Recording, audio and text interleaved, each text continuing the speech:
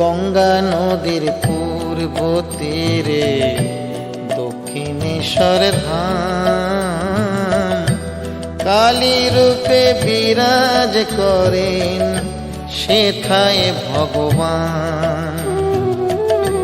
গঙ্গা নদীর পূর্ব তীরে দক্ষিণেশ্বর ধাম, কালী রূপে বিরাজ করেন সেথায় ভগবান। নবরত্ন কালী গৃহ, নবরত্ন কালী গৃহ, পঞ্চবটির বন, সেইখানে মা যোগ মায়ার সদাই আগমন।